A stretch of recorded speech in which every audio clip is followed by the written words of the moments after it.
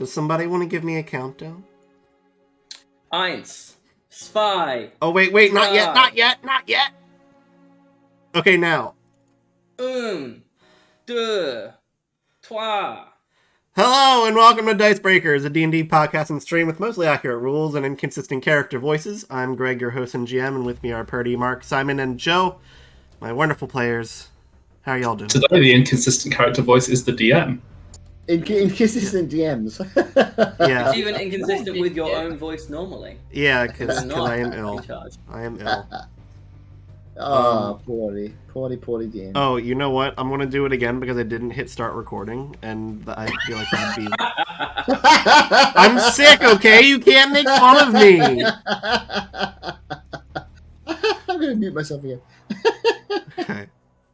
You know what? I had switched to epic music, but it's not fitting at all. I'm just going to go back to this shit.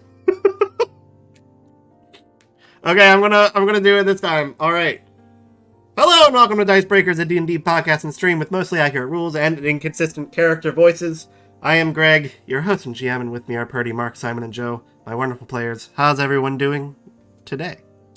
I'm experiencing the strangest sense of deja vu. Yeah, I just want to take a minute to applaud Greg on nailing it the first time round. Absolutely. Thanks. Spot on first time. No practice at anything. Fantastic. I hope you guys aren't tired of hearing me talk because I have a long intro to this session 0. And I am fully expecting all of you to go, sorry, what? And ask many questions about it afterwards. But this is just like a start to introduce both this world and this one-shot adventure. That works, because I have leftover pizza that I need to eat, because I'm hungry. Cool. Oh, pizza. No. I have what remains of a 16-inch pizza from last night. Oh, you make me hungry. I've just sent you an Alright, pizza now. I will warn you, this is going to sound scripted, because it is. I'm going to mute myself again. Here we go. Yes, but it is the best way to get this information to you. So, welcome to the world of Taris. This is a world that has been reborn in the eyes of an indiscriminate tyrant. Roughly 400 years ago, a human named Irvine Cormier and their followers aggressively ended an era defined by its magic superfluousness. Since then, the Cormier regime searched out and destroyed practitioners of magic, any record of magic, any history before the Cormier regime, and those that would try to protect it. While magic has been all but removed in concept, the magical aspects of nature and beasts are ever present. And breathe. The world continued to advance without magic, however. More traditional forms of technology began to surface, and now there are early instances of non-magical machinery seen regularly throughout society. The mood of the era can be described as steampunk, adjacent, or early industrial revolution.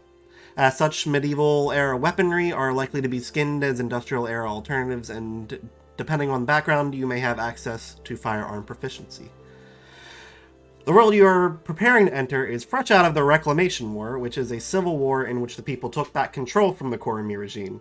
There are still tensions with holdout groups that seek to reinstate the Cormier-era ideology, as well as the instability of a new government/power structure.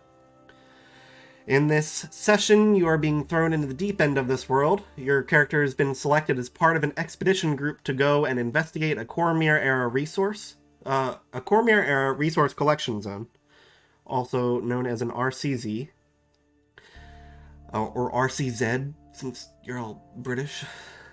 These areas were used as part of the Cormier regime's efforts to advance non-magical society and retain influence throughout the continent.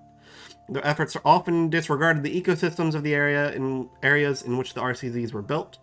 This one is no different. The goal is to understand how this RCZ is harming the local ecosystem, remove the ecological threat, retrieve any useful information for record keeping, and of course, if there are any opportunities to retrieve or protect magical artifacts in the area, to follow tarot guidance.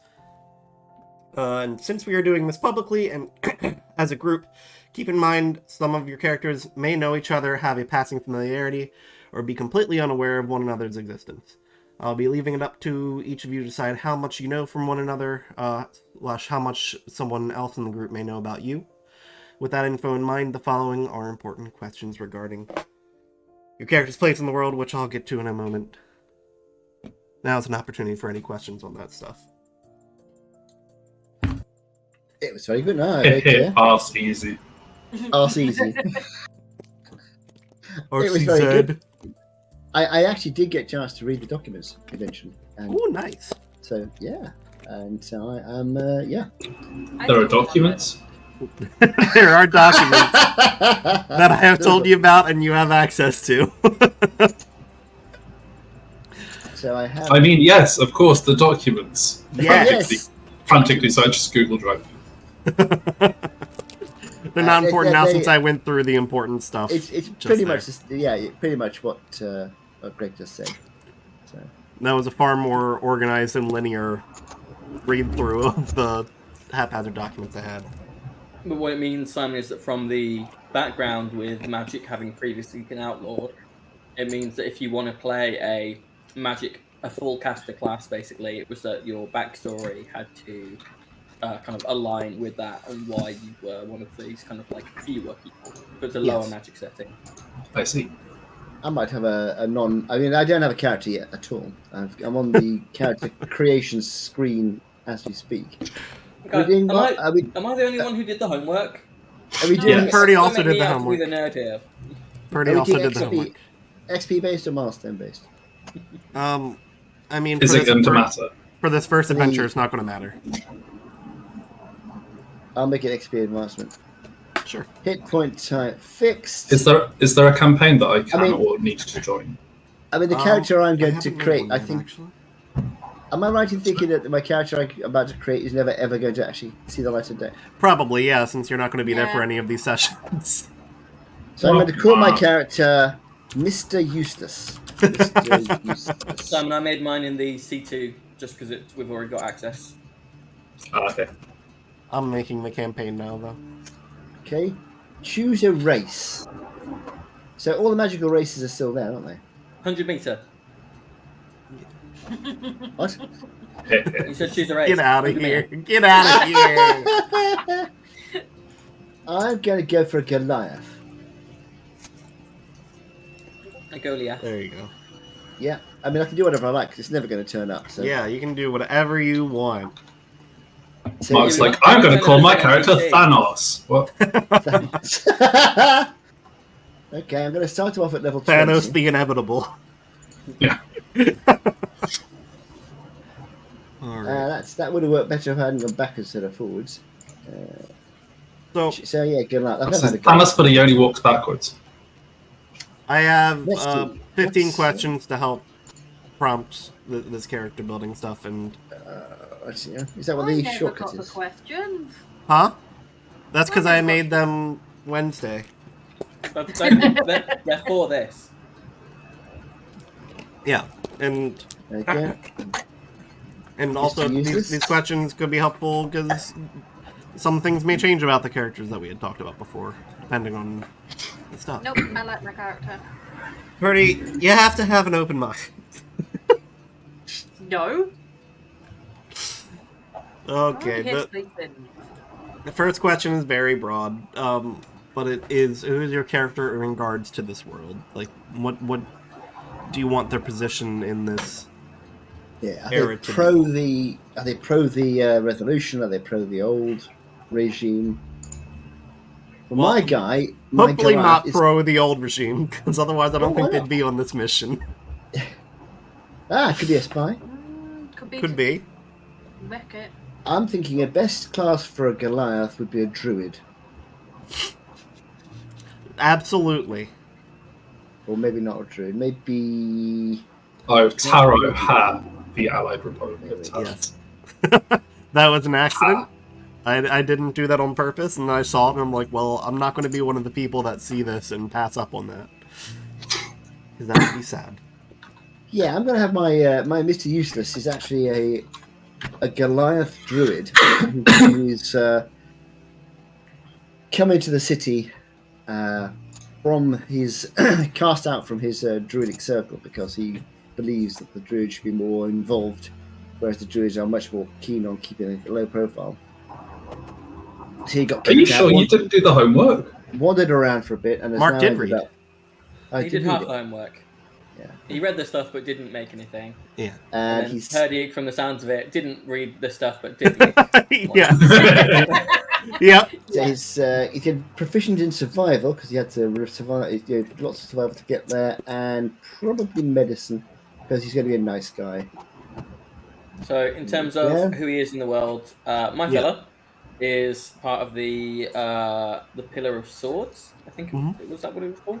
Yep. And he is kind of Spanish Inquisition style, kind of hunting down the kind of people from the old regime of the Koromar kind of empire. Okay. Sense. So, a question for you who understand these things: Yeah. what are the best stats for druids? So, what circle were you going to go? Yes, good question. So have a think about that first. I would do a round one. A round one. Circle. Round Oh, circle. I see. Well, Circle of the Moon. That is sometimes very round. I feel like that's what it's up. But it's only round. It's actually not often round. Actually, It is all the time round. It's just sometimes we see it as being. That's true. round That's or true. pointy. one could argue that it is only round I'm once. going to be. Let's see what we've got. Circle of Dreams. Sure. Major within. So in that case, you're sorry. going to want to Land. focus on your wisdom, and probably your second one being your constitution. I think so. I'll be a healer again. I like being a healer. Circle of Dreams. So here, what do you say? Constitution. So wisdom first, and then constitution, probably. Wisdom, Constitution. Gotcha. Let's do I that. wish I'd remembered that this reading existed. It would have made this so much easier. Purdy, do you remember what you had talked about for Enye? Enya, No. Enya? like with the whales. Who can say? No, that name, if I remember correctly, is inspired by my mom's name. It is. My name is Enya. No, inspired by. Greg, is your mom Very Enya? loosely. Yes, absolutely. Purdy, I have a question. How were you so adamant about not changing anything, though you can't remember anything about that? Because it's me. Duh. There we go. Background. I believe in terms of this mission specifically, your role was the local expert. Yeah, that was it. I remember everything now. You remember because Greg just told you. That's not remembering. That's learning new information. Who is currently swimming in a tank of water? That would be Simon. Okay. So, what languages should we go for? How about? How about he can speak Minotaur, and he can speak Major Tor. deep speech. Because I like the sound of this. Starting equipment. He's gonna. Personal position. Oh, we haven't got any second things, so let's forget all that.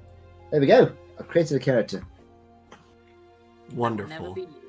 Mr. Useless, the gigantic, helpful druid. They exist somewhere in this world.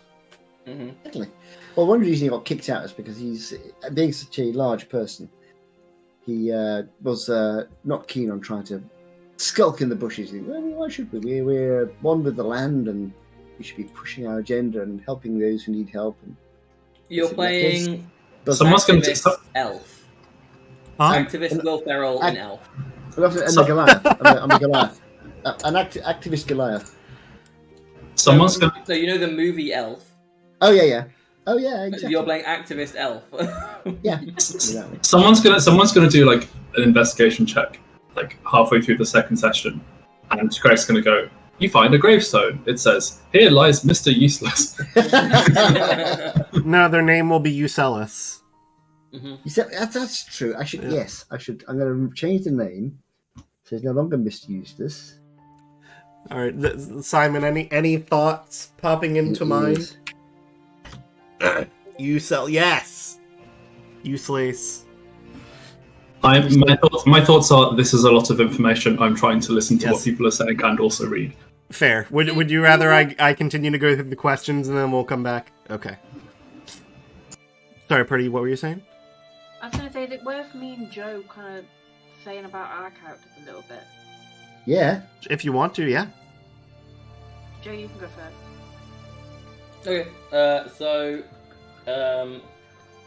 when I say my guy is a kind of Spanish Inquisition style, kind of almost a witch hunter, that really is kind of the encompassing thing. So I'm thinking of either Oath of Vengeance or Oath of Conquest Paladin for being a large amount of it, and then have a few levels of Inquisitor Rogue, so that he can do. So he's not A, useless in the fight, but B, he can do all of the kind of investigating and looking for clues and kind of Sherlock Holmes style stuff. For those who have seen Calamity, that is the same subclass of Rogue as Serit had. Believe it, that's just me that's seen Calamity. God, the rest of you guys not watched it? Oh, it's so I keep good. trying to get Purdy to watch it, and she keeps giving me new excuses every week. What is it? The Critical Role Calamity. The miniseries they did with Brennan Lee when it Greg, I love. She keeps giving me no excuses and then not watching it. It's so funny. There's a moment in Trixie Mattel's doing Trixie Motel documentary. I need to watch that. It's really funny, but there's a bit at the end where Katya turns up and she's like, "I'm sorry I'm late. I didn't want to be here."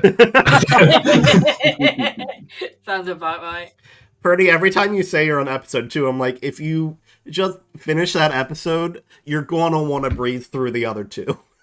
I know. I'm Do you getting know? around to it on my own time. Anyways. What was I saying? Yeah, so with like the investigation stuff, so I've chosen a mountain dwarf as the race. So that does a couple of things. It might be subject to change, but dwarves get a lot of proficiencies, like tool proficiencies, and like I think you just start off with like brewer's tools proficiency or something. But you can swap those around for other things. So in terms of the tool proficiencies that my guy has, I've tried to pick things that would help him with kind of going into seedy places and finding information, stuff like that, while being able to accomplish things for kind of the good of the Inquisition and the Pillar of Swords, etc. So he's proficient in alchemist supplies, dice sets, disguise kits, herbalism kits, navigator's tools, playing card sets, smith's tools, thieves' tools, and vehicles on both land and water. You didn't give him any agriculture? Nope. For going to seedy places? Nope. Not this time. Fine, that's what you need a local guide for. But yeah, so part of the trade-off of that is that my stats are all a little bit... at level 10, I don't have a 20 in any kind of stat, which I would normally have. Not so often with paladins, right? They're more... Well, the problem with multiclassing Paladin is, for some reason, you have to have a minimum of 13 in 3 stats, right? No, it's just strength and charisma. The issue with that being is that to multiclass into Rogue, you've got to have a minimum of 13 in dexterity as well. So it's just a bit of a shame that you're forced into those. Don't you also need not all... it an int? No. Oh, Paladin and Monk, I think, are the only classes that force you to have 13s in 2 ability scores. Everything else is just 1. That's rough. Yeah. Possibly Barbarian might make you have 2, but I can't remember which. But it does mean that I get to have a few extra skills. So I currently have 6 skills, 2 of which have expertise. So yeah, I've tried to build something that will do well at being able to find out information for the party. Plus, having Paladin means I get 1st and 2nd level spells at the moment. So he would already have a warhorse through Find Steed. Or alternately, a camel, because that's something else you can summon with that. Okay. Birdie, you want to tell us about Enye? Yeah. I don't think Joe's character would have too much familiarity, but No. you're all meeting in the city first and traveling from there. For Oh, fun! I didn't like a- realise that bit. She's gonna love that. well, They're that, gonna love that's that, probably. it's not going to be part of the campaign. It's just something that happened past tense. But Okay, that's fine. I better say, my character don't like leaving the little foresty place they live in. not so little. It's not so little. Oh, no, but little, as in Yes. yeah. As in the shop. Oh, Of little, horrors? yeah, okay. Yeah, something like leaving little. So yeah, Enye is technically not their real name. Their real name is Francine Kent. But don't you ever call them that. That doesn't sound like anyone I know.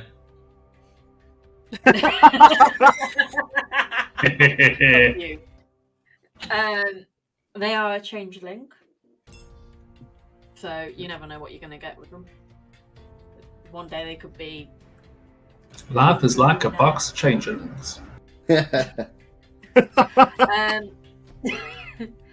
So their mother works part of the government thingy. Yep. And they are the complete opposite of their family. You cannot get any further from. Enye, if I remember correctly, because I can't see because there's too many words on the page. Yes, has taken their name from the drug that they're always using. Huh. So they are. So it's like if someone just called themselves cocaine. Yeah. So the forest they live in has got this special drug thing. Thank you. Magical tree. Thank you. Wow. Whoa. Yeah, so they've got this magic tree that produces food. Oh. No, they've got this, like, it grows from... Like, Trees? it grows through the branch of this tree, and it's like a fungus kind of thing that... What? Oh, hello, thank you. Sorry, I didn't see you. Thank you, magical tree. Are you about to eat that coffee with a fork? Apparently so. Yeah. What was I saying? Something about the drug, Magic tree tree drug. fungus drugs. Yeah, so the tree fungus, and it's only found in this forest, and yeah, they kind of live on it. What kind of drug? Are we talking like Psychedelic. weed? Okay. So like a magic mushroom with it being a fungus. Yeah, magic mushroom, but it's But not magical. Very it's definitely not normal magical. drug that is huffed through the spiral tree branch. Puffed through the tree. Yeah, so like this tree has like special branches, and you huff it through the branch. It like It I'm grows sensing in- I'm sensing an issue with your character being on this campaign and therefore having to leave the magical tree behind. Right? they don't have to. They don't? No. So the branch is like a utensil that they cut off the tree, hollow out, It's like a and they use bong. like a pipe. I thought you meant like a tree branch that was still on the tree. I was No, they take it off. got you. So And then I immediately have a question about this for Greg. How, since a lot of us are presumably working for the government of this place, Yeah. what is the legality of something like that? It's a new government. They have bigger problems right now. Okay. That's fun. So are we all our characters are all tarot people? Is that They don't have to be, but they are but they have to have a likely. reason to be Yeah, they are likely experts in something if they are not involved directly with tarot. I see. Yeah, because Enyo's not a tarot person, and she'd prefer not to really deal with tarot that much. She has to because of her expertise. And What class is she? Or they? Or... Ranger. What kind? Ranger. Yeah, Party's reading directly off the document that I took notes on, and has not thought beyond that. I see. I believe at the time I didn't even know that you guys were going to be level 10. No, I didn't know we were level 10. We're level 10. I wasn't listening. I was just been busily trying to create my level 1 character. And Well, thinking you're about what not. spells to get. You're not Exactly. level 10. You're not nothing.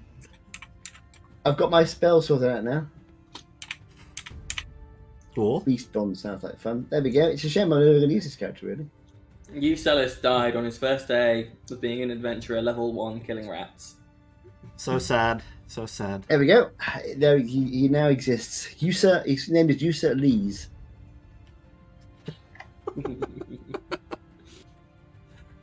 Oh, boy. Juice, So- Flame, Shillelagh, Goodberries. He's just the guy to have around if he was ever around. So So, that gives us a kind of someone who hunts people down, the local guide. Were user less coming along, it would be kind of expertise in more kind of nature and natural magics. And healing. He's Healing? all about healing. Simon, have you got any ideas? I mean, I've forgotten your character's name. I don't Joe. Oh, I No, haven't that's- come up with a name yet. Oh. That's Are they idea. tanky? Paladins usually Potentially. They've got 6 levels of paladin, so they've got a 20 AC. Okay, so they are fairly tanky, fair enough. For reference, I'll go into more of this next week, but your group that's being dispatched to this location is, well, it was going to be 12 people, including you guys. I guess now it'll be 11. But aside from you three, there will be a chemist, an antiquarian and their protege, 2 additional sword soldiers, a Verdant Crown representative, which is a druid, and 2 additional representatives from Enye's town. Okay, so we could do with a big dumb idiot, basically. Sure. Could simply be another sword person, or Warforged? I mean, I haven't thought about the class, but I was thinking barbarians, just because I've not done barbarians. another type of individual that may be involved is like somebody that works with the Wand Pillar, which is a technology and innovation focused pillar. They may want to go and see if there's any technology to scavenge from this area. If you want to Ideal techie person. Ideal setting for an artificer. Yeah, I was going to say, yeah, that's the other thought. Wait, what were we didn't have an artificer as part of the other NPCs, did we? Did we? No, there was an antiquarian, which is That's what. someone I'm having as like a free wizard, somebody who's doing the main research into magic that has been lost and whatnot. Noted.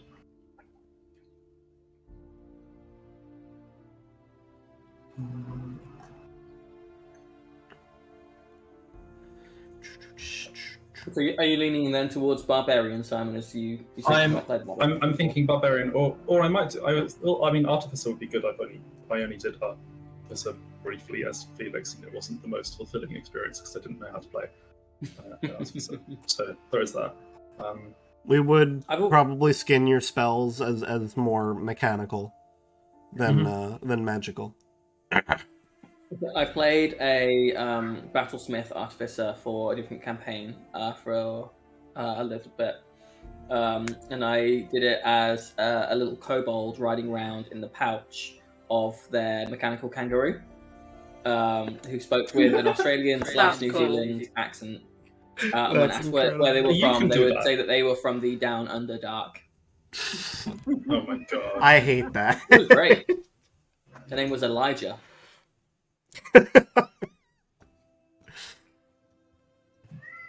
It was a very freeing experience. Oh. God. So That is a bit appalling. I have additional questions. This one's kind of reiterative. Just it's why would they be included on the mission? So, for Joe's character, it would likely be because there's been rumors of carvers in the area. Yeah, so assigned to it, but that does raise an interesting question of for Enya. So you said that you're Anya, Enye, sorry. Enya. You said that their mum worked for Taro. So are they still around and they've told you to go and do this thing? Or Greg has someone gone to the village and be like, we need 3 guides, we'll pay you in good gold. Hang on, sorry. So my thinking was that, because it's based in Enye's forest, isn't it? Mm-hmm. So my thinking was like, they needed a guide for the forest, and my mum being part of like Taro and everything, and she's probably gone, well, I have a child out there, probably can call on them to do this sort of thing, and that's how Enye's ended up doing it.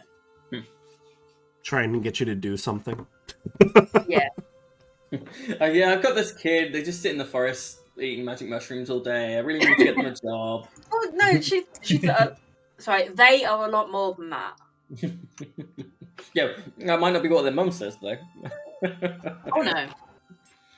How about you, But their Simon? mum won't also accept their adopted children or their partners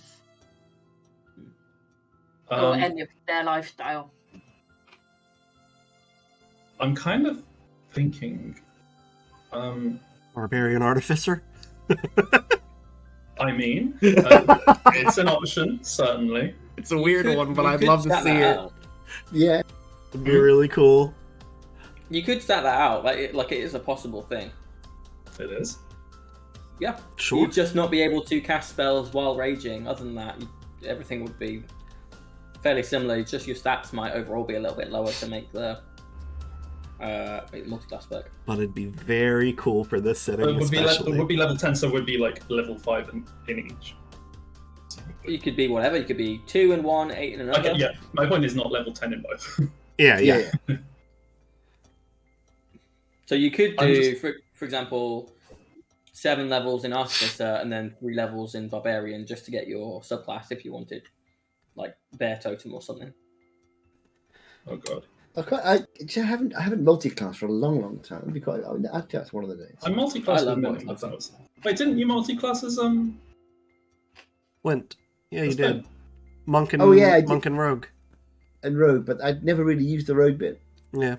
because the way the campaign played out, we never really did any sneaky stuff. It was like, bah! Yeah.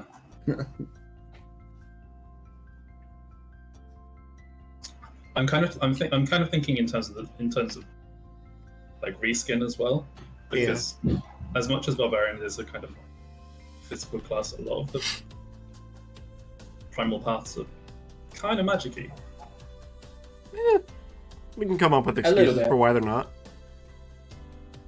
Something like Path of the Beast would probably be harder to explain. Yeah. Or likewise Totem Warrior, likewise Path of Wild Magic, which is kind of Well, the way that I've set it up is the arcane classes are like strictly magical, but there are still natural magical things that happen in the world that can't really be stopped. Oh, the Path of Wild Magic might work quite well because it'd be Out of their control. Never properly been trained because you have the magic within you, but there's no one around to tell you how to use it properly. That's true. But then last time I did a wild magic thing, which was Joe's campaign, I don't think any wild magic ever actually happened at all. It definitely Path of Wild happens Magic. with Yeah, Path of Wild Magic's slightly different. Cam played it for a campaign that we did, where basically you roll on the table every time that you rage, and the more Weird levels shit you go happens. into it, the more times you can roll on it, and you get a little bit more control over what you get. Oh. And a lot of the effects on it, some of the effects are just passive. So it might be like the area around you becomes difficult terrain for people you don't like, or it might be a flump that explodes out of your chest as a bonus action every round. Every round you can shoot it at whoever you want. I see. Yeah. So also, if you have thoughts about things you want to do, we can chat at some point and just figure out how to make that work. I'm kind of stuck between two. I'm kind of stuck between the like reskinning a barbarian or just going for full techie. But I think I'm probably going multiple. I've had a thought for the barbarian. If you wanted to do wild magic barbarian, that would fit in with both kind of the magic bit of the world and kind of reskinning it. So because there's some random stuff in it, frankly, on that wild magic table. So because we've previously had a government who was trying to outlaw magic, what if you are the result of an experiment where they have tried to literally strip magic out of someone, and it never really kind of worked? So you're just left with this kind of random kind of, shit happened. You have no control. I was kind of thinking similar, but just in terms of like that the character was kind of so like socially repressed in terms of magic use that they were just trying to resist the fact that they have magic. But I like the experiment also works. Yeah, either one's cool. For who they are in regards to the world right now, what do you think? You think they're just a member of one of these pillars? Remind me what the situation is. So there was magic, and then there was a government that didn't want magic, and then they got overthrown. Yeah. So for 400 years, they strategically wiped out all like reference of arcane magic, so people couldn't learn anymore, and like sorcerers and whatnot, they hunted them down and almost to extinction. But we're now back to a point where we're at a pro magic. Yes. So people are trying their best to rediscover these kinds. Unless you're Joe's character, who is specifically trying to.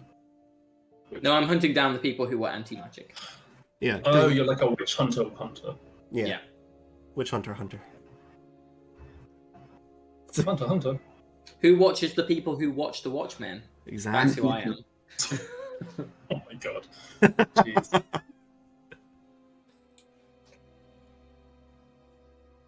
Yeah, I like your idea, Joe, actually. I like Cool. the wild magic. It reminds me of Flashpoint Superman. For anyone who knows Flashpoint. That means nothing to me, but yes. So it's a thing of like... I know what Flashpoint is.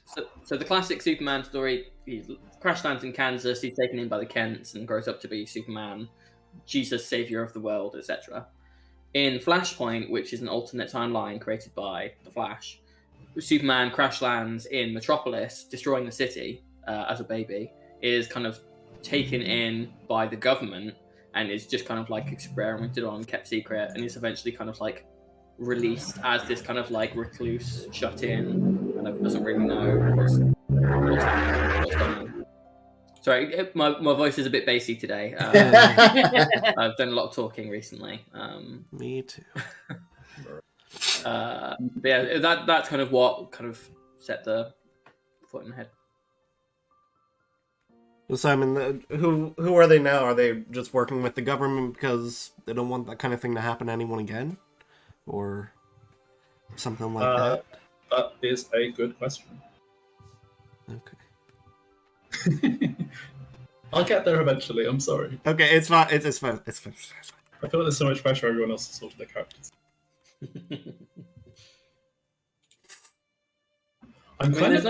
There's no reason why we couldn't be doing our thing together. Like if you were say like are elves around, like long lived races, Greg? Not on this continent. Okay. If you were say another dwarf, like myself, there's no reason why we couldn't be going around together hunting down people. Me because it's what I've been assigned to, and you out of revenge. If they were a test subject, then possibly. Yeah. Half elf would also, well, less sense, but I was about to say they don't live nearly as long.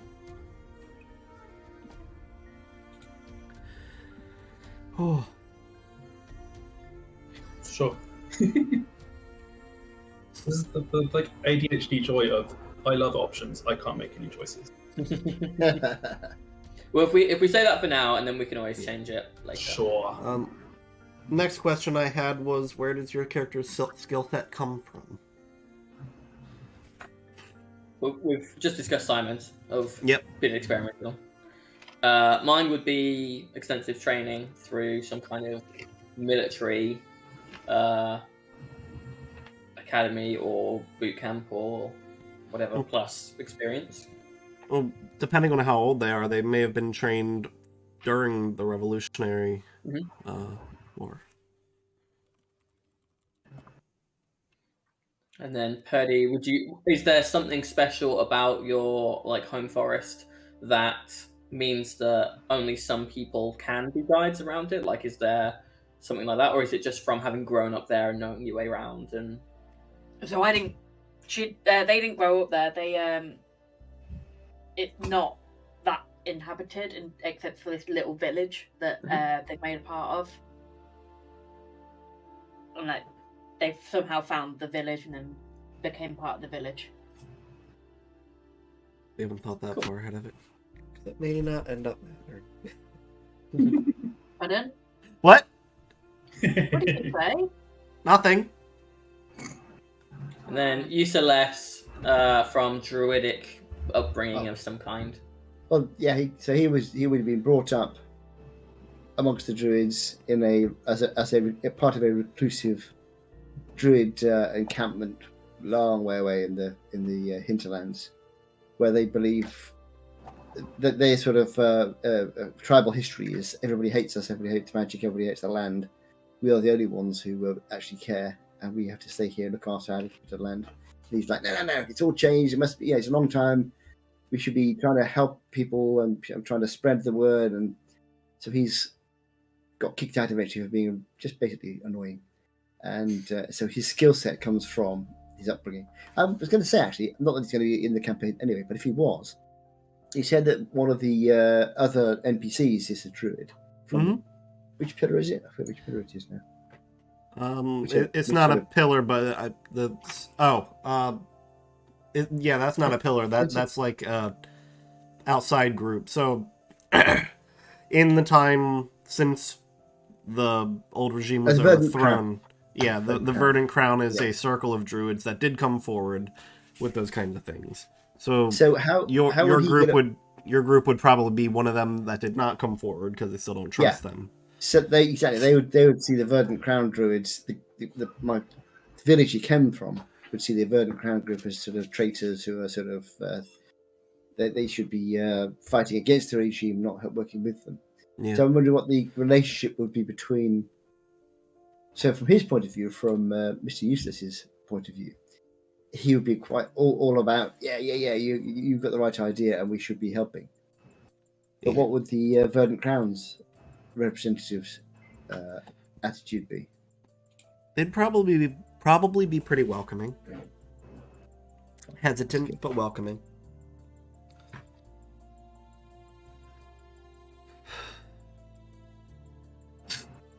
Purdy. Mm-hmm. Supposedly, as a ranger, Anye would have a skill set. Yes. Where did they get that from? The village. Okay. The village taught them basically how to live in the forest and shit. It's like survival training. Mm-hmm. Okay. You doing okay there, bud? I'm surviving. Okay, next question was, how does the rest of the group know your character? Is it only by name, or do they more familiar? Well, with my characters, definitely. They will know them by name, but by the wrong name. Mm-hmm. So, like, they all turn up and they'll be like, My oh, I'm daughter Enya. Francine. Yeah, they'll be like, oh, I'm Enya. And everyone's like, well, who? Okay, you're not on the list. And where's Francine? But, like, their family's quite well known, I'd say. Yeah. I think Mr. Eustace would have turned up, and one way he might be known to the group would be he would have made himself known to the druids in the area, so the Verdant Crown, and that guy, the druid you've got in the group, might have brought him along as, okay, you want to help? We have something which needs a group joining. Yeah, I'm ready to help. Yeah, like an apprenticeship to kind of admit you then into the Verdant Crown. Yeah, that sort of thing. Sort of introduce me into the world. Like, prove yourself that you do actually want to like join them and all the rest of it. I quite like that. What do you think for us, Simon? So we'd have been sent there, kind of assigned there, but do you think people should know it? Should we be infamous? So I was just having a look at the barbarian things again, and I think I might make a slight adjustment in that. So are you kind of leaning in on the Spanish Inquisition kind of? Oh, you want to go zealot? Well, I was going to go zealot. Yeah. Yeah, go for it. Yeah. And I guess in that kind of sense that like the gods and stuff still exist and they haven't been kind of channeled by 400 years, but this guy is just so insanely fanatical about hunting down these anti-magic people that he has somehow managed to manifest. Like, you took the gods away from us. This is your fault, kind of thing. And then because of that, I would say yes, we are infamous. Cool. No, brilliant. Right, so in that case, I reckon we should come up with like 3 rumors that people might have heard, and then we should decide. So we'll come up with 3 rumors, and then just the 2 of us, outside of everyone else, will decide which one of them is true. Well, yeah, 2 lies and a truth. So what do we think, guys? If you were going on a government mission, and 2 of the people that they had sent to be like the muscle / kind of keeping an eye on things had like a weird, like bad reputation, what kind of things do you think you'd have heard about them? My immediate thought was like they like the last time they went on a party like this, like 12 of them went and they were the only 2 people who came back. Ooh, yeah. They have no regards for their teammates. For the safety of their friends. Yeah. Yeah. They only care about Carver's dying. I'm gonna say a good one would be that this is our first assignment. The rumor is this is our first assignment in a while, because last time we went out, we just set a village on fire. Oh. I was going to say something. They're well known for killing everybody, women and children included. Without investigating too thoroughly. Ooh, that'd be Then village ask questions later. Yeah, exactly. That is so anti-Enye. That would be perfect. So, kill people first, then worry about whether they should have been killed afterwards.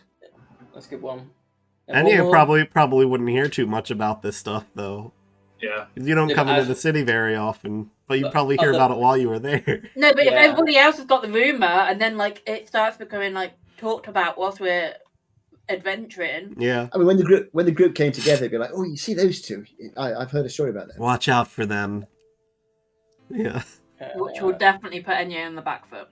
What would be a 3rd one? Is it a mercenary situation? This setup that we're in. I was gonna say, go on. So I was just gonna say like that. My character's so like zealous that he doesn't even get paid. He just does this for fun. I was gonna say. My 3rd rumor was going to be that these 2 are cursed in some way, that they have to kill at least once every time they go into combat. Ooh, that's quite that could be fun. I was going to say that as far as like mercenary, I was imagining these pillars are kind of both, especially at the moment since the government's pretty new. There are people that like officially work for them, and then there are people that they outsource.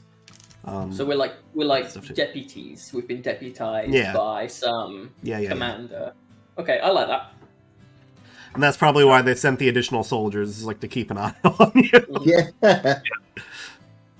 Like they're pretty sure you can handle it yourself, but also we should. Rumor is the groups aren't normally this large, but they sent extra people to keep a lookout for us. Yeah, the groups are honestly probably larger on the most part. Well, fair enough. So, yeah, how does the rest of the group know your character? Probably both of you by name and bad reputation, right? Yeah.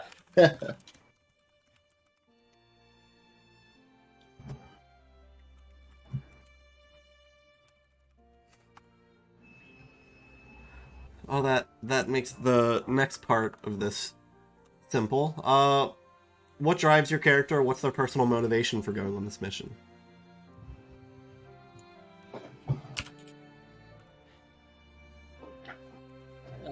So they don't mess up her, like, forest that she lives in. Well, weren't you also promised the area once it's been cleared? Oh, yeah, I remember us yeah, discussing that.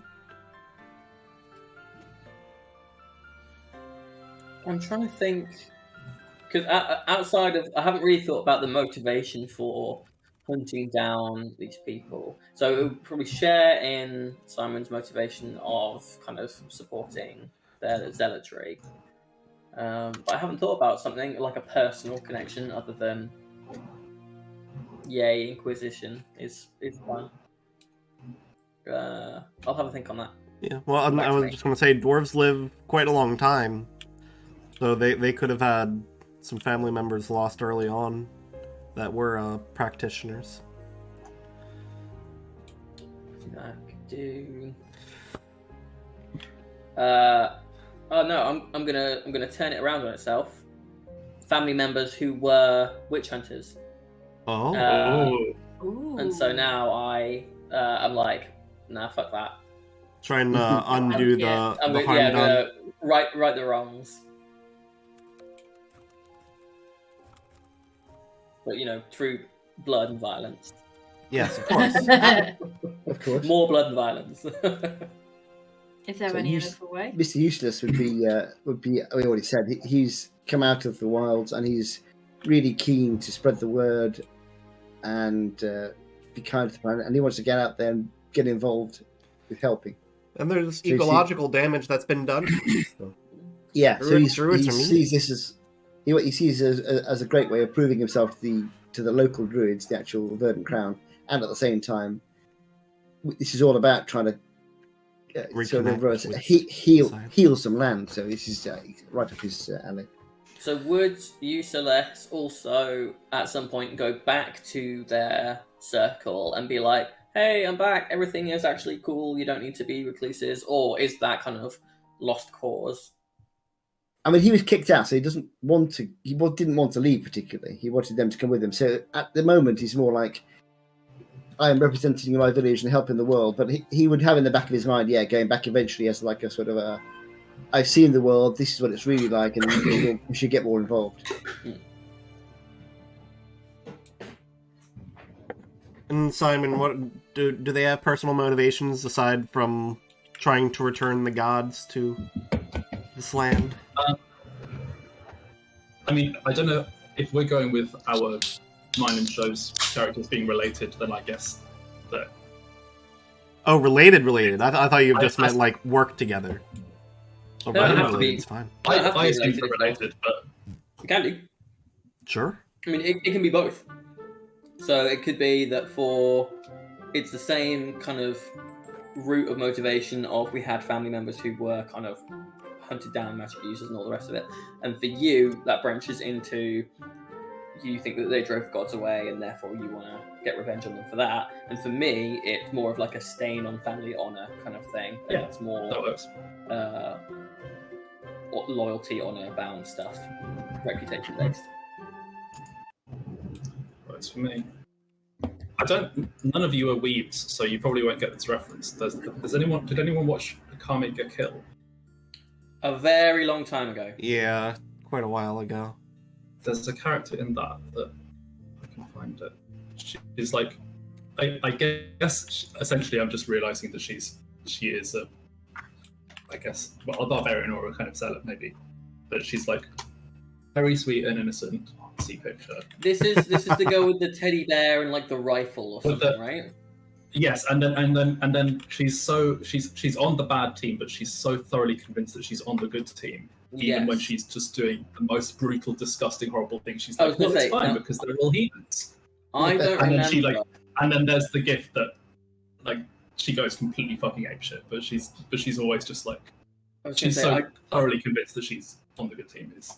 I don't remember what it is that happens that she either does or like something happens to her maybe. But I remember watching it and going, "Holy fuck, that is Yeah. gross!" But I can't remember what it is. Yeah, her little dog thing turns into a fucking massive like disgusting ape Hulk beast thing, and like eats Incredible. everything. I think it also eats like her arm, and she gets some power from that. Or something. Interesting. What? That's very Elden Ring. Oh, I found a picture. Wait, of the gross thing or just generally? Of some gross thing. Yes. Oh. Yeah. Oh no. Okay. Anyways, Yeah. So yeah. Anyway, that's the fun. I think I prefer the anime I watch. what are their views on Taro, the new government, and the Reclamation War? Good. It's a load of bullshit, Good. but it's needed. Necessary bullshit. Cool. Yeah, I think the necessary is the key there of like better the devil you know kind of thing rather than the one that you don't know. Wait, it's just Kylie here. doing crazy shit. No, she's still Neighbours. No, not anymore. Neighbours finished like yesterday. Yeah. Yeah. Yesterday, and she was on it. Mm. End of an era. I know, I was... Wait, devastated. do we need to give context here, Greg? Do you know what Neighbours is? Nope. No idea. Do you know who It's a Kylie soap. Minogue is? Nope. No idea. You don't know who What? Kylie Minogue is? Well, it's a Oh my that's god, quite British thing. Greg. Basically, Minogue is- Neighbours is an Australian soap opera. There's Neighbours and Home and Away were two big Australian soap operas that were massive over here culturally, along with things like EastEnders, and I think there was another Sorry. British one that. Yeah, Sorry, I've never sorry. even heard of it. And Well, Everdale. So they Everdale. for whatever reason they were massive over here culturally, and they have been running for like 30 years, and so. 37. Yeah, and a ton of famous Australian actors have got their start on the show. So Margot Margot Robbie Robbie was on got it. her start on Neighbours. Chris Hemsworth got his start on Home and Away. Shitloads of Australian actors kind of were churning out, Wow. kind of going through there, and then some of them went to Hollywood. But Neighbours finished like yesterday after about 37 years, but has generated a bunch of people who became significant in British culture. So Kylie Minogue, and to a much lesser extent her sister, she was a pop star in the 90s and noughties, and kind of has remained How dare you? and has remained kind of a big figure in British music culture, as well as I think her sister she's won was like a both judge games. on X Factor and all sorts of stuff. Yeah, this is And all her- very British. yeah, her character and the character of a man called Jason Donovan were in a relationship on the show, and I think they were a couple in real life or something. For a while. But he then became a very famous actor over here, and he'd done a shitload of live theatre, as well as I think Yeah, a he few was other TV shows and Jesus things in the like that. Technicolor Raincoat, wasn't he? Mm. Raincoat. Raincoat. Technicolor Raincoat. Oh, I said raincoat. What do you mean? I saw him in Priscilla, Queen of the Desert. Ooh, that would be fun. Strange show for anyone who's never seen it. Strange show if you don't know what it's about, like I didn't. But if you know what it's about and you go, it's a good show, enjoyable. Hell yeah. Just Right. might take you by surprise if you don't know what it's about. That's fair. Okay. So yeah, that was our little British Culture Corner Yes. over. We'll return to. Now back to your regularly scheduled broadcasting. Yeah. Just to reiterate, what are the views on Taro and the Reclamation War? Anything beyond necessary? I think the Druid village would have been sort of aware of it, but it's probably passed them by mostly. But they are, I think, Mr. Eustace in particular believes that it was a good thing because he's got an opportunity now to get out and heal the land, whereas before he couldn't have done that without getting into serious trouble. Yeah. So he sees it as a positive thing, although war in general is a bad thing. So it's like a necessary evil. Yeah.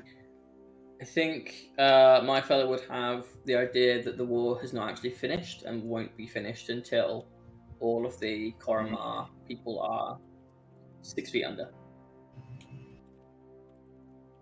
Whereas Mr. Eustace would be like, ideally lower because they are dwarves. So So Mr. Eustace would be more sort of forgive and forget. So it's like it's all over now. We should all be working together for a bright new future. we're going to go on. Yeah. Well, I guess we No, won't. I think he'll get on absolutely fine, right up until the point where there's somebody we have beaten, and that you decide that there's no prisoners, and then he'll be like, "Yeah, no, but we've got to." Oh, well, we won't have beaten them until the vets. No, I'll exactly, include. so- I'll include Mr. Useless. How are we saying it? Useless. Yusa, his name is Yusa, so it's Yusa. Yusa. Yusa Lees. Okay. No, I'll include him. He'll be there, Yeah. saying, "No, calm down. They can be reasoned with. They The can, only good Koromar. they're sentient dead beings."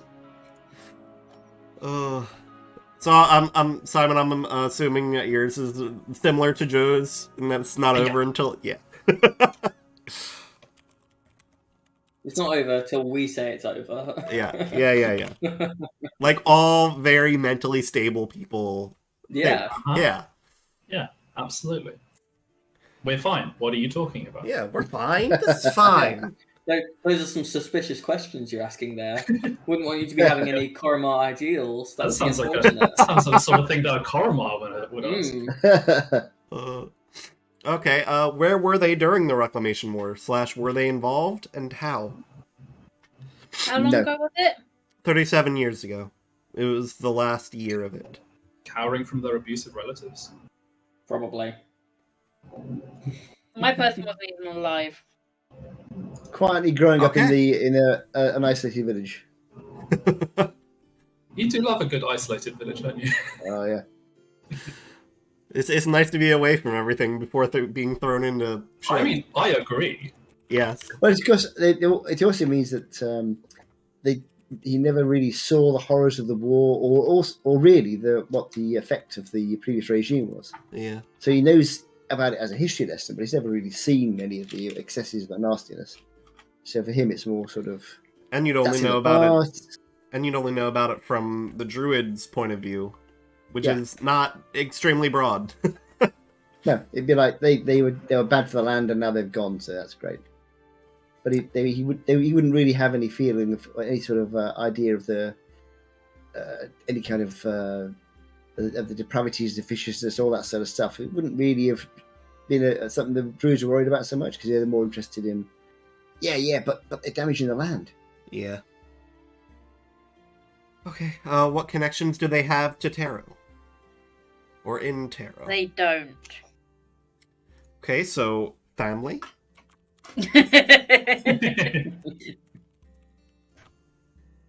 The only connection that Mr. Eustace would have would be because they have similar views is with the Twice Third removed. Twice removed Yeah. from tarot. exactly. So never been there, never doesn't know anybody there. Nobody knows he's ever been there. Yeah.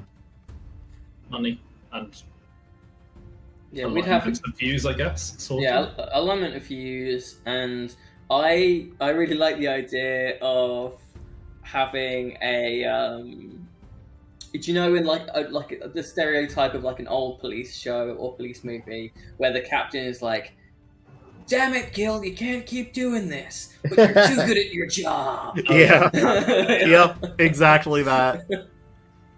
They like You killed They 6 have- people and the guy nearly got away. Yeah.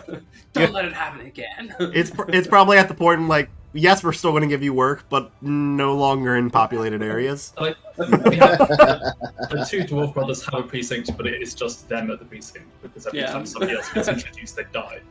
I don't know why I'm feeling this, but it feels very like oh god, who are the Brothers Grimm dwarves, or like the Tweedledum Tweedledee. yeah, it's feeling very Tweedledum Tweedledee, even though you guys aren't stupid by any means.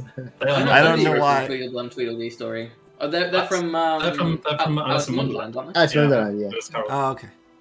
Yeah, I can't remember. I think the show is actually called Grimm, but I Yeah. Yeah. Tweedledum and Tweedledee die. Tweedledum. Yeah, Tweedledum Tweedledee. I like that. Okay. What is their opinion on magic and rediscovering the country's lost history? All for it. Yes. Does Yes, it involve killing people? Magic, as long as it's used for helping and rebuilding, history. Well, he doesn't really understand that there's a nasty side of the history, so he's like, yeah. Learn about the old days when the trees were green and the little bunny rabbits were hopping around. I'm going to say that he actually doesn't care all that much. Other than it's Yeah. like, yeah, there's magic in the world. There's no point like killing everyone who has it, but just for that reason. Mm. But for my guy, probably not much more than that. I think my guy is kind of looking more backwards than forwards in terms of it's more about revenge than it is about like restoring Fair. to any particular kind of status quo. I think it's kind of beyond that at this point. Fair.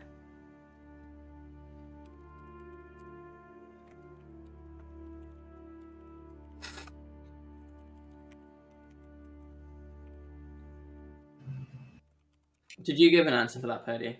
I have not. No, I asked what the question was, and I What is their opinion on magic and rediscovering the country's lost history? they don't give a shit. As long as it doesn't affect their village, they really don't care. Sure.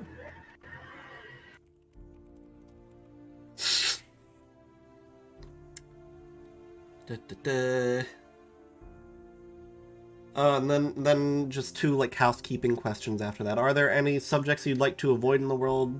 You can mention it now or DM me privately. Oh, really? The Tory leadership campaign. Huh? What? Finish it. The competition to determine who is going to be Boris Johnson's replacement is happening at the moment. So that's in the news everywhere here. Is that actually finished yet? I've not been following it. No, No, No. not yet, unfortunately. Oh my god. September. I think It's they've not started going on hosting. till then, is it? Well, they're down to two, aren't they? Yeah, they're down to It's Rishi Rishi and Liz, and then Liz. they've got until September. Oh, for fuck's Why don't you just sake. take a vote now and get it over with? Yeah. You'd think so. There's Greg with his with their 2-year election cycle. Yeah. It's all about to pop off. I think I'm good in terms of topics. Are you planning to go dark in terms of themes and stuff? Not terribly, or is but it it's just always if good to that keep comes up? things in mind. Yeah. And then after that, are there any additions you'd personally like to see added to the world? Concept or Fireball. otherwise. I love shitloads of magic items. I love magic I items. definitely won't be as stingy as Alex has been with them. I can promise you that. Druids should be allowed to have fireballs.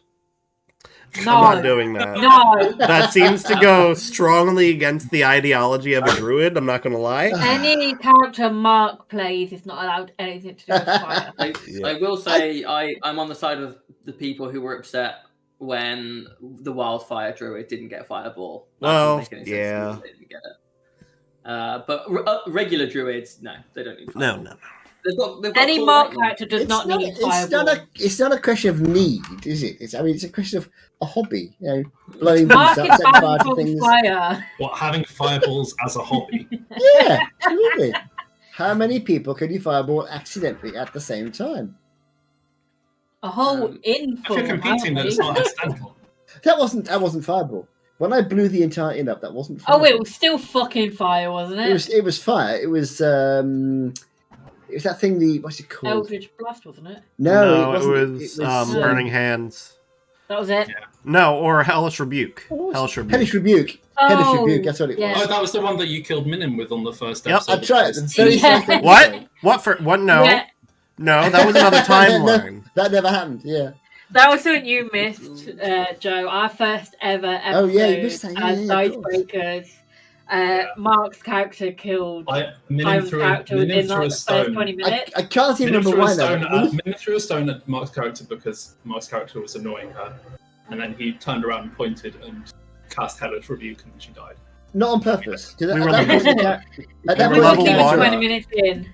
at that point in the character arc, my character didn't understand that he had magic. And We were literally like, yeah. yeah, so he didn't. He didn't. And so when Minim hit him and actually did some damage, it was just an automatic response. And the next thing, and of course, we were level 1 characters.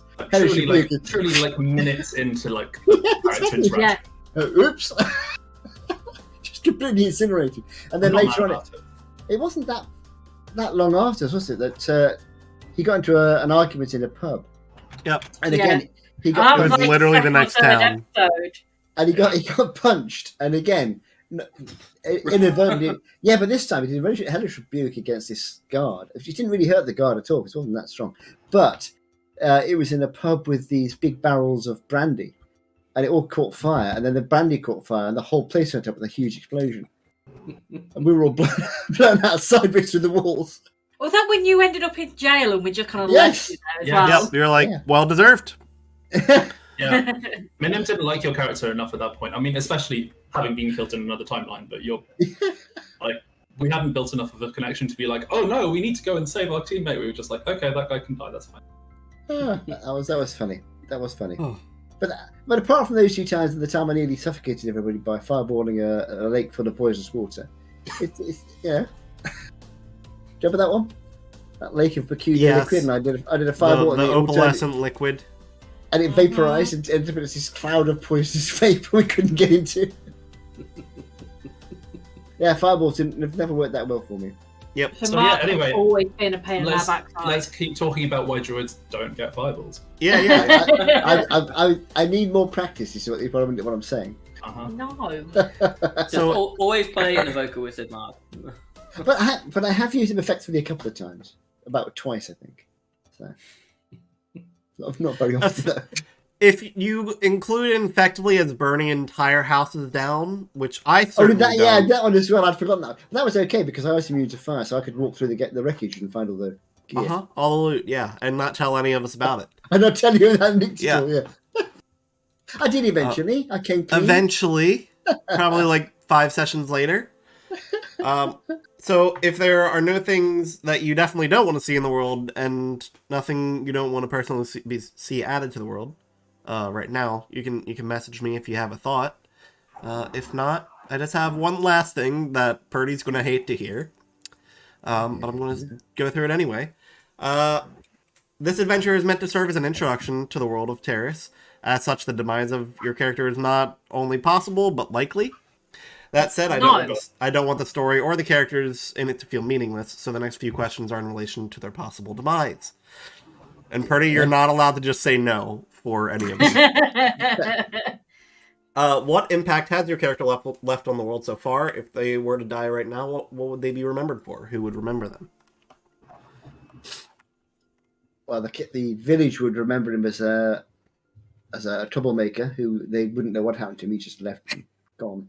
Just left, never came He back. Never came back. Yeah, and Just this asshole that wouldn't cause a bunch of trouble for he him. just stormed out. Actually, got kicked out one day and just never seen him since. And then I suppose the druids of the Verdant Crown druids would know there is a village of druids out there somewhere. Yeah. That's probably, and he hasn't had time to do much else. So What about for us? Who would remember us if we died?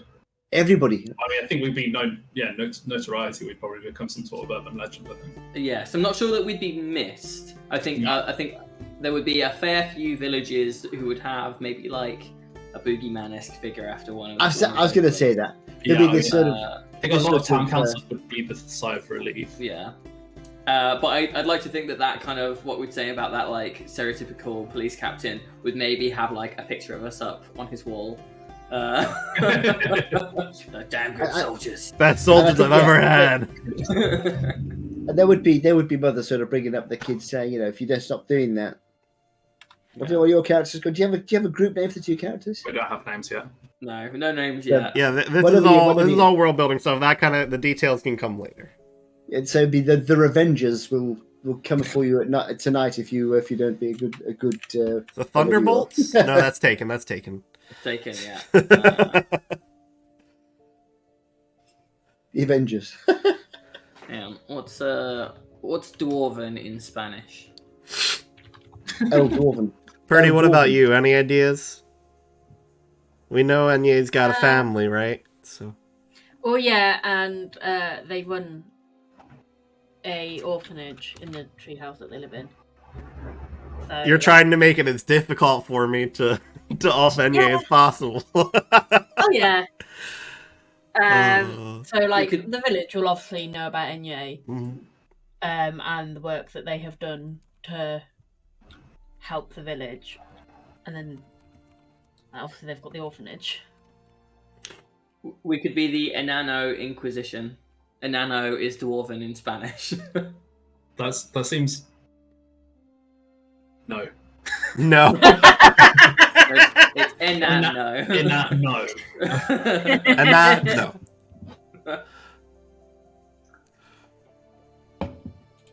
We'll find a name. Yeah, we'll figure It something. won't be that one, but we will find one. Would it work out better for you, Greg, if we work it into something like Tarot, where it's an acronym? You do whatever the heck you want. Because right now the pillars, they're meant to be acronyms, but I don't have acronyms for them. They are just what they are. I once ran a puzzle where the answer was acronyms. So it was basically a room where there were four. Hang on. Yeah, there were 4 pillars in the room with sentences on them. And it was basically once you said a key phrase. So there was a riddle on the wall that basically amounted to the clues are on the pillars and read it in this way or say the phrase and you'll be able to get through. So it was they say a phrase and the floor drops out from under them, and then they get into the place that they were looking for. But the way that I did it was the phrase was they were trying to get into a library. So the phrase was "Donde está la biblioteca?" No! As an acronym, thinking they'll either get this super quickly or it'll take them fucking ages. It took him ages, didn't it? No, it didn't. So What? Did they make a joke? Did they make a joke? So of the 4 of them, 5. Yeah, of the 5 players who were there, they were like going, I don't know what, because it was just nonsense, and it was just the first letter each, for the acronym. So some of them were really long, like Biblioteca was a really long one, and it was in like poetry, so it was obscure and difficult to pass. And my friend Amy was there, was like, Donde está la biblioteca? And I was like, and the floor drops out from under you.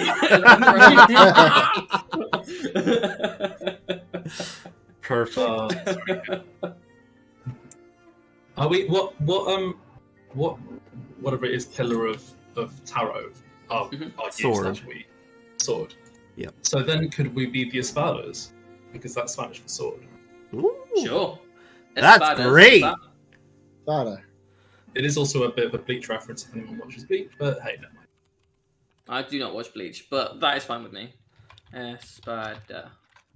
Sword. Yeah, I like it. I just That's- googled Yes, tarot espada. and then it came up with Spanish tarot and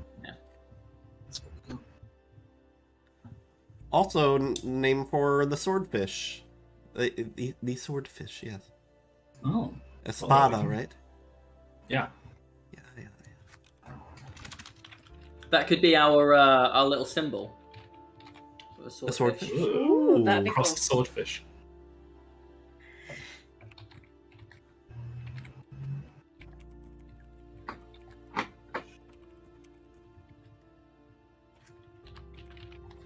Because we are Spanish Inquisition themed, I am going to imagine Spanish guitar playing whenever we're mentioned.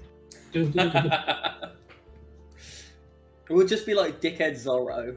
Yeah. Yep. Oh no. It'll turn up and it'll be like a. Yeah. And instead of just a quick swish, swish, swish to make a Z, we just painstakingly like scratch out the symbol of a swordfish on a wall. I was gonna say, like, every time we kill someone, it's just like chopping them into pieces.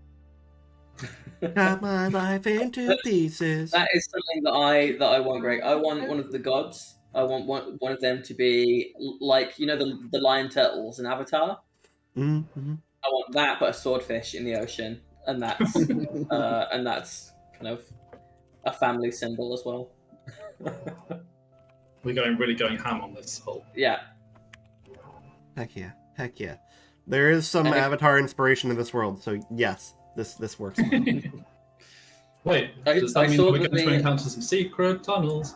Sacred tunnels, yes.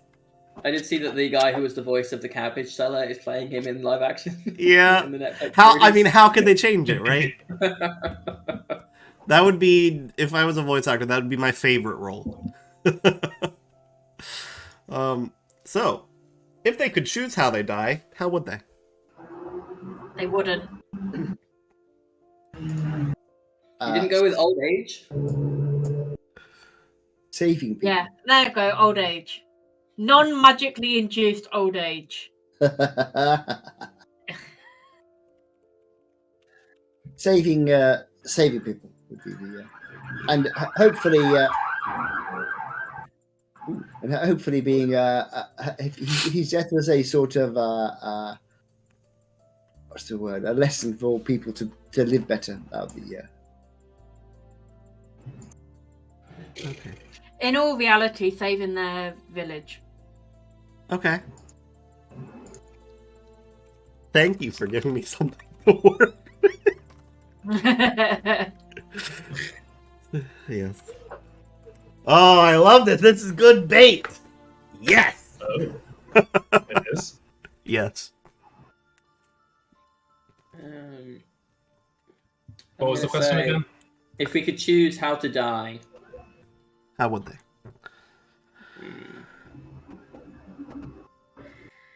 it's a good question. I mean, as in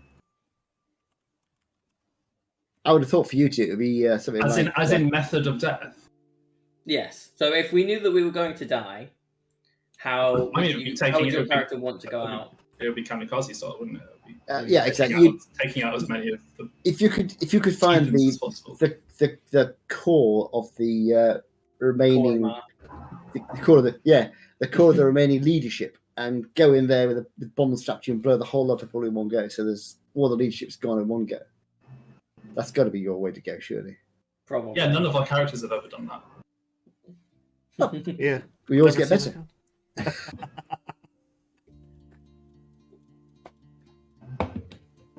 Oh, I've just thought of a really good synergy with our characters. Oh no, we're only level 10. Oh, Only level 10. I was just thinking, Zealot barbarians have a thing where, They'd get knocked down, but they get up Revivify. again. well, I was going to say, if they die, wait, what? then Revivify and spells like that they don't need the material cost. But I don't have 3rd level spells, so it could have just been that you just threw yourself into the wolves, and then when you're dead, I just as long as I survive, Yeah. I can just go Just whoop, rising up. alive. I mean, what urban legends that would create? Kind of Oh yeah. immortal dwarf duo. Yeah, immortal dwarf murderers. Ah, my gosh. They can't be killed. Joe, are you going with the same thing as Simon's, taking out as many? Yeah, Of them I as think for now, because I think while I think you're slightly more restrained than my character. I think while our More reasonable, I'd say. our personal motivations branch out slightly, I think that the end result is also probably the same. Like we get to the same place, just through very slightly different paths. Yeah. Okay.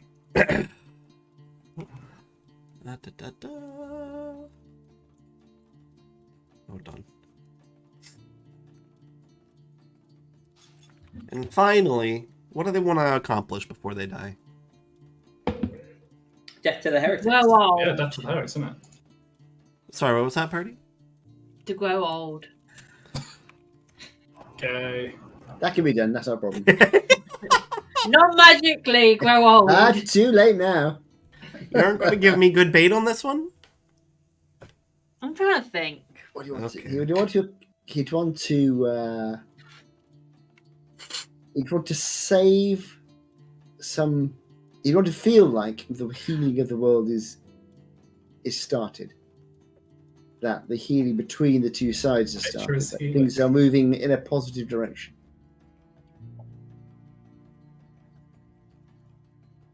So, like, if he could convince these two that actually there are some of the other guys that are worth converting rather than killing, that would be worth dying for.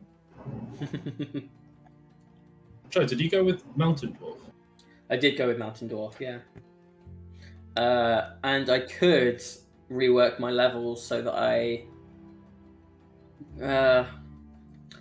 could do it so that I just go straight Paladin instead of having the Rogue on there, but I quite like having the Rogue on there. It's up to you. It's a shame. Greg, can we do like a level 15 campaign? No, sorry. Level 20 campaign, level 20. Because the higher level I give you guys, the harder it'll be to kill you. No. There's always a chance. Always a chance. Yeah, all you have to do is just separate the party into two, then cast a what's it called? There's the spell. All that you need to do is just magically crush us with boulders. Well, that works. That I can works. promise you I won't do that. If you separate the party into two and then just make both sides see the other side as somebody other than who they are, and then just let us kill each other. Yeah. That's fun. Sorry, I do have a question. Yes. This has reminded me. Do you want us to start with any kind of magic items or anything Sure. like that? Sure. You can Right. if you want. What? I should would we just- be I would- limiting ourselves to? I would restrict it to blue rarity and below. Artifacts. Oh, that's a Huh? shame. Artifacts. No Legendary artifacts. artifacts. I was thinking Limited Four- to artifacts only, yeah. I was going to have 4 rings on each hand with death word, power word kill, Yeah, power 3 word times kill. in each ring. Okay, so blue is rare. Okay, Yeah. cool. Blue and below. How many? Doesn't 20. doesn't matter too much. Just be reasonable with it. So we could use up all of our attunement slots. Sure. Ooh. I can't help thinking that Mr. Useless is going to be underpowered because he's only a level 1, everybody else is level 10. Yeah. Yeah.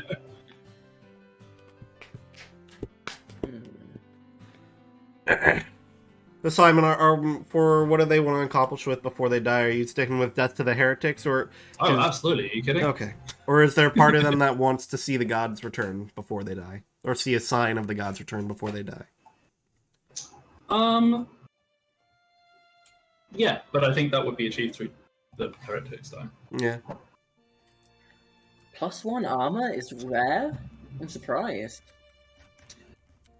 I think my character is less isn't strictly religious, but is so fanatical about the heretics dying that he's manifested the god's influence. Sure.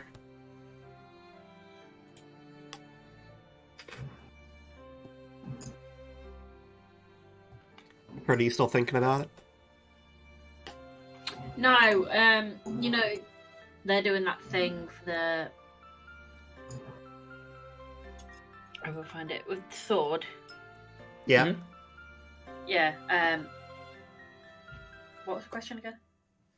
What do they want to accomplish before they They're doing that die? thing with the sword. Oh yeah, they want to accomplish finishing that off.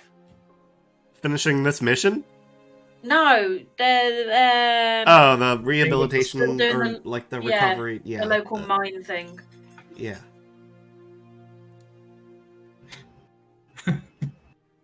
They're doing that thing with the sword. Wait, what was the question? Leave me alone. Oh, you do make me laugh.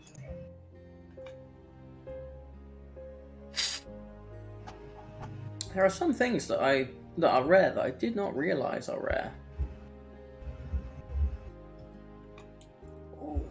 Belt of Hill Giant Strength is rare. Oh, hello. That would be fun. That would be excellent for you. Mm-hmm.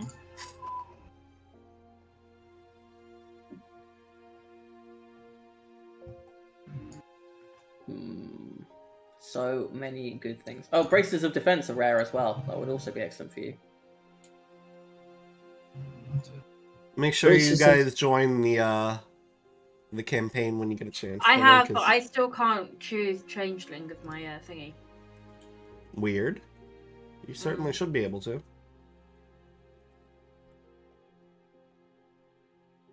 Ooh. Cloak of Displacement is rare. Cloak of Displacement is such a crazy item.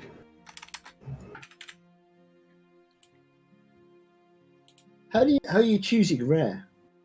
So if you're on D&D Beyond on the magic item section, I am. the second category along, so next to magical item name is rarity. Party, I can And then select You can Changeling filter for it that way. Oh, it wouldn't let me. It wouldn't even come up in the list, let alone select it. You might have the same thing that happened to me when I tried to put Cromwell on Purdy. So did you transfer yours across to the campaign, or did you make it in the campaign? Transferred it across. That's what happened to me. I lost access to everything. I had to remake it in the new campaign. Oh, Oh. Sorry. I'm gonna have to remake this then. Potentially. Right. Not if you have access to everything. I don't. Well, I've made it in the Oh, extra PCs. what is it, a random extra PCs thing? Yeah. So Yeah. I don't know. Does that count? Probably. I don't know. I don't know. Devotee's Censor is rare. So many things that I just so read. This is one of the reasons why I love magic items, just because there are so many of them, and so many of them are so specific to a certain either playstyle or kind of character. So like some of them you can do in anything. So like the Dodecahedron of Doom is just like a random thing that you can put in anywhere at any time.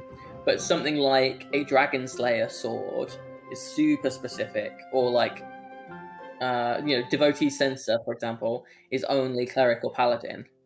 But the last cleric I played wasn't really a melee cleric, and I've only ever played a paladin in a one shot before. So there's so many things that are like, for good reason, not everything is usable by everyone for all purposes, but there are so many that are just so cool.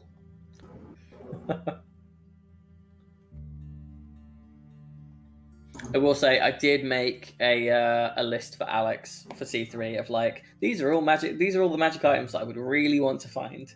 Wow. I'm still struggling to find the rare filter. I can see the sort of armor, potion, that kind of stuff. So directly underneath that, can you see magic item name? I can see proficient, common, magical container. What? Proficient, I'm not seeing that. common, magical container. Under manage inventory. You're on manage inventory. No, so if you go instead to the main D&D Beyond page under game rules. And game rules. There is magic items if you hover over game rules. It's on the column on the right. Column on the right. Game rules. Races, monsters, feats, equipment, magic items. Magic items. Click on that. Yes. Got a lot more filters. Okay. So then once you found what you want, you can then just search for it in magic equipment. Yeah. Got you now. Abracadabras. I love one of those. That's very rare. That's no good. I'm quite far behind you guys. I'm finally just created my character. I'm gonna have to create it again, aren't I? Because I'm moving it. Yeah. Yep. Dan's Instant Fortress is only rare. What is it? Dan's Instant Fortress.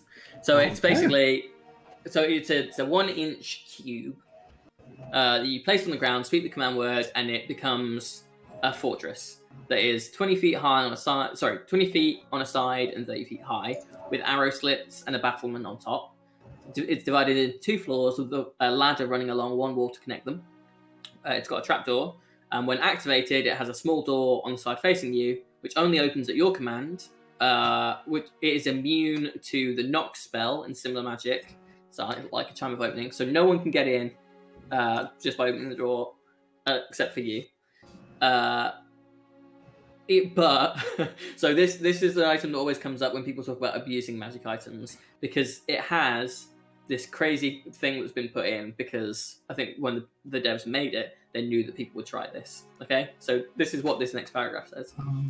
Each Greg, creature Greg, do you need to invite me to a campaign? I can't see that. I've It's in the sent. chat. Yeah, I put the link. A link in the chat.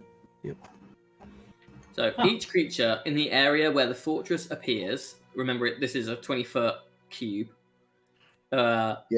must make a DC 15 dexterity saving throw, taking 10d10 bludgeoning damage on a failed save, or half as much damage on a successful one. In either case, the creature is pushed to an unoccupied space next to the fortress. Holy shit. So the tower is made of adamantine. Its magic prevents it from being tipped over. The roof, door, and walls each have 100 hit points and immunity from non-magical weapons, except for siege weapons, and resistance to all other damage. Only a wish spell can repair the fortress, and each casting of wish causes the roof, door, or wall to regain 50 hit points. But the thing is, to speak its command word and to dismiss it is only an action. So you That's could insane. chuck it out, 10d10 damage or halved in a 20-foot cube, and then on the next turn, you just pick it back up, and then on the next turn, you can just throw it again if you wanted to. That's wild. So maybe not that one. You drop a building on their head. So every other turn, you drop a building on their head, is what you're saying. Yes. So imagine now that you use this and you play a sorcerer and you just quicken every spell. So your actions you can devote to throwing and picking up a building, and on your bonus action, Using you it can as a still cast bomb. all of your action spells. That's so gross. Oh, Why dear. are people like this? I do believe that would be outside of the realm of reasonable. Well, But this is what I mean about, like, do you see why this is always brought up when people talk about abusing magic items? Oh yes. Because yes. I understand the logic as a dev of being like, right, okay, you're activating a building, so if you were to throw it and it landed on someone, yes, that would do a lot of damage. I understand that train of thought, but from a balance Also, perspective, yeah. you should just be like, it just harmlessly moves people out of the way. Or it takes a minute to activate. Yeah. yeah. But Is anyone then, else finding D&D Beyond really slow? Mm-hmm. nope. It's not even loading things for me at the moment. That's weird. Oh. Okay, just now it is fucking- not loading things for me. I'm trying to open up the Mace of Smiting and the Mace of Terror for you, Simon. Oh, thanks. I'm trying to open Here we go. the equipment page. Oh, 20. Yeah, that's not that good. Where's D&D?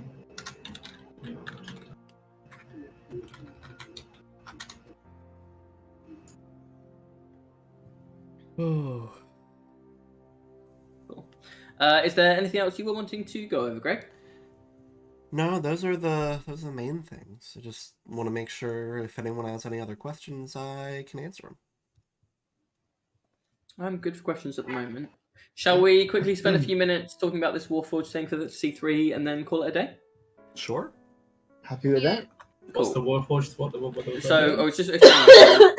Were you in the last episode of C3 that we did? Or were you not there? I was for some of it, but I had to leave early. Okay, so yeah. at some point, Alex explained that the Robot Wars challenge that's part of the Arliss and Robot Wars? we basically have to create a third level Warforged character, God. and there will be like 7 fights across the course of like the championship, as a once you're out format, and then at the end of each fight, if you win, you get a long rest and you level up. It's So we battle basically bots. need to create a We're character starting at creating a third level. Warforged. Yeah. So we're given like the casing and the stuff that makes it go, and then we basically choose what Is this ethical? mechanically what class it is, and then we will use it to fight other Warforged. This doesn't feel So- ethical. So my pitch for this. For this week's university assignment, you will create artificial life and then have it battle other. It's not literally a Warforged. It just I has the know. mechanics of the Warforged. So my pitch is for R2 Smitey, except it's not a paladin. My pitch is a moon druid. Yeah. So we have basically a transformer where they just transform at the start of a combat. They transform into a bear, giving them instantly, instead of like 16 health, It's like 30 40. health. Yeah. Yeah. And it is pretty much the only way to get multi-attack, 2 attacks before level 5, unless you're using 2-weapon fighting, which isn't awesome. Also, while you are in animal form as a moon druid, you can expend a spell slot, not cast a spell. You can expend a spell slot to regain some health. And you can do it as a bonus action, and you have 2 uses of wild shape. So you could turn into a bear. The barbarian, warforged, or whatever that you're fighting knocks the bear down. You still then have your 16 health or whatever, and then you turn into a bear again. As a bonus action, you can use your action to attack twice. It's stupid good at low levels. Well, it sounds like you figured it out. Well, I think mechanically that is the strongest, but there are also other good ways to go. Like, we could just do Paladin, we could do like a Hexblade Warlock style thing. But I don't want to be like, this is mechanically the best, and therefore that's what we do. That's my pitch. Alex I like the idea. did mention that if we were going to do something complicated, we may need to get some outside help on this, because But what are the they're chances okay then. of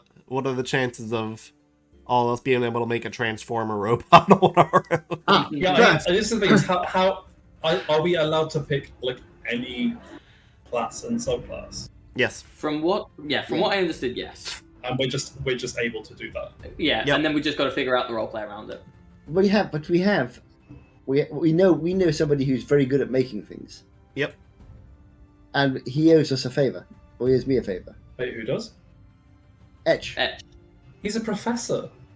yeah, and he owes me a favor. Why do did you he not owe think you a that might be- favour?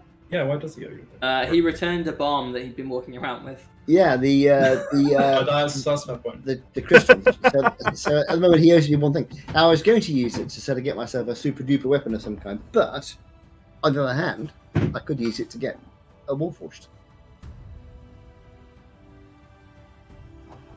So that is an option. This is just a cool like skinning thing. Yeah. Yeah, Yeah. Sorcerer Clockwork Soul. Oh. that could work really cool. Just because it would be fucking cool to have like a steampunk sorcerer robot. I just want it to be like Felix. Yeah, well, nobody's going to replace Felix. Not least because, according to the urban legends, he might be dead. That actually, in terms of thematics, I'm not sure how we'd make it like Felix. But in terms of being like Felix, it didn't occur to me to think about doing it as a artificer, because that would Yeah, also that give was us my- that access was my other- to buffs like with +1 weapons and armor, etc. Because the How much at level Like 3 the- though? armor. So for armor, at least, you can do Guardian and Infiltrator armor modes, which gives a fair amount of kind of versatility, which is good.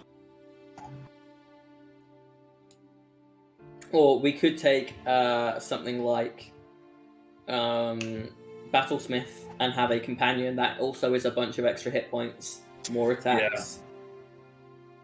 What if you're allowed to have a companion as well there? It's part of the class. Yeah. It could just be that like you eject part of the Warforged. True. Like a little RC car that runs. Yeah, like a kind of reverse transformer.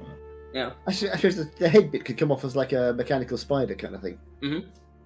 I mean, there's also because Artillerist is just like the Eldritch Cannon is just Just Yeah, we have a could just flamethrower. hide that We somewhere. could just have a Isn't- flamethrower. Yeah. Well, because you create it like in You combat, can make I'm it pretty sure, don't either you? you can make it either small and it can like fly around, or you can make it tiny and attach it to something or someone, but then it can't move under its own power. I think. I will say I think rogue is probably the wrong way to go. Yeah. Yeah. Because it would You'll never get be sneak harder attack. to. Yeah, you'd have to do either inquisitive or swashbuckler. Yeah. But then you're giving up things like spells, etc.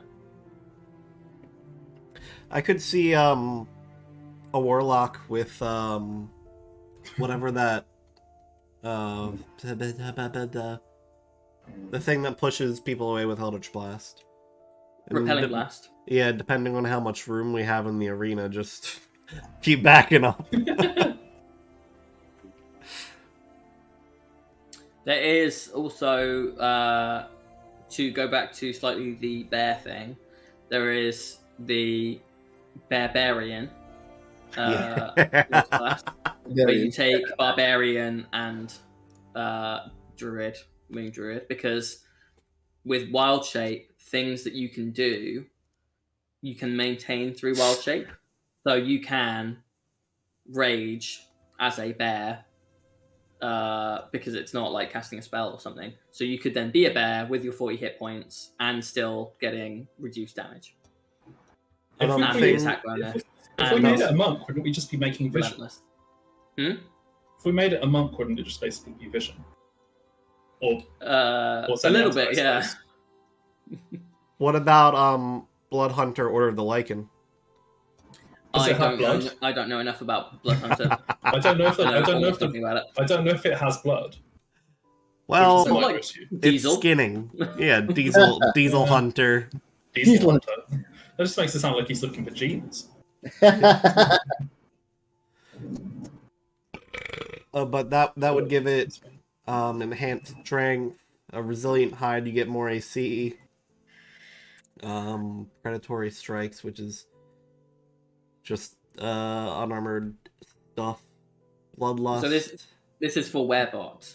It turns into a werewolf. Yeah, right? werebot. Yeah, werebot. So many options. I do think the Order of the Moon is or Circle of the Moon is the best option, though.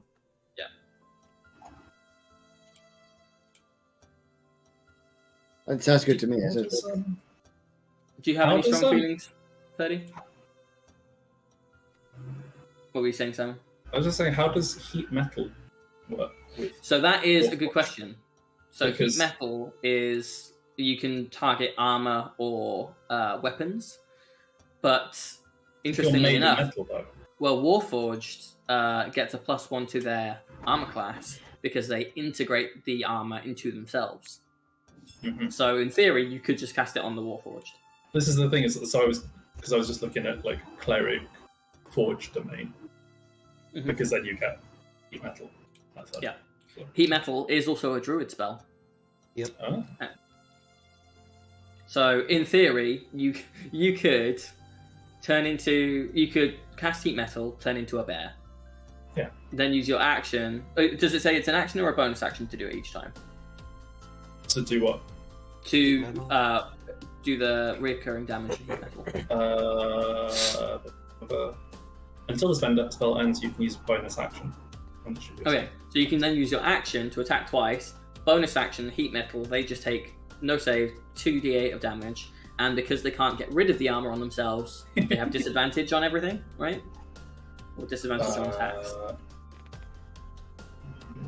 If the creature is holding or wearing the object and takes damage from it, the creature must succeed on a Constitution saving throw or drop the object if it can. If it doesn't drop the object, it has disadvantage on attack rolls and checks.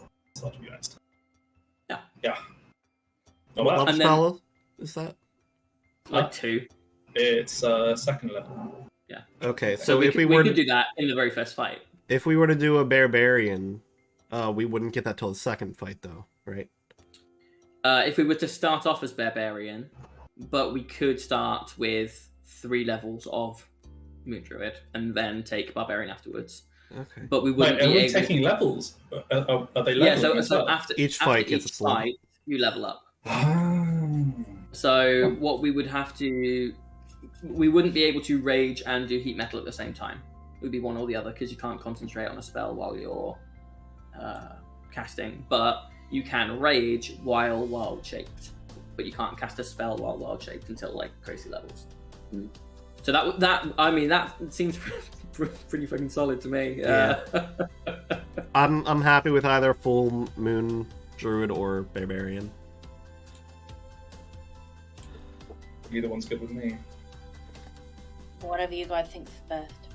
Yeah, I think Joe is possibly our expert at this point. Okay, I will. I'll draw up a couple of different options with the character sheet and Cool. you guys know. Sounds good. Thanks. I think for now though we'll end stream. Because I am once again exhausted, and Yeah, so I hope you feel better soon. Thank yeah, you. right. I believe that covers everything. If you guys have any other questions, just message me during the week, and get the character sheets done as soon as possible, please. Will do. Thank Mine's you. nearly done, but do you want mine as well? The information you gave me will be more than enough. Thank you. I'm just giving him some armor at the moment. That it could be helpful. Yeah. I'm leaving Could him be. as level 1, and you can just do whatever, Sure. you know. Sure. I'll have fun There with we it. It's fine. He's going to be dead anyway. Yeah, it's fine. Well, that's why I'm not worrying too much about it. I'm going to take 3 Dan's instant fortresses. So No. I'm going to recommend that you do the same. That is the one that's not allowed. No. Is it only a rare? Yeah, it's only Apparently. that. What the fuck? I was surprised. I thought it was higher than that. Which one was That's that? wild. It's Oh, called Instant Fortress. Oh, that one, yeah. Yeah. I've gone for a staff of healing because I'm a nice guy, and some armor and boots of speed. Also, Greg, did you make that tarot card in the? I did. It's really good. Thank It's really you. So, It's going to Well, be anyway, I'm- the logo for the podcast. oh, that's really cool. Yeah. Thanks. Good job. Right, I'm going to head off because I need to Yes. eat more food. Me too. And I'll let you get away because I need to get packed up for my cruise. Have fun on your Ooh, cruise. Have fun. Enjoy, and- be safe. Thank you very much, and Awkward enjoy ways. the campaign. Try not to get Mr. Eustace killed too quickly. We will. And I'll see you Okay. very soon. Bye, y'all. Hope you feel better, Greg. Thanks. Oh.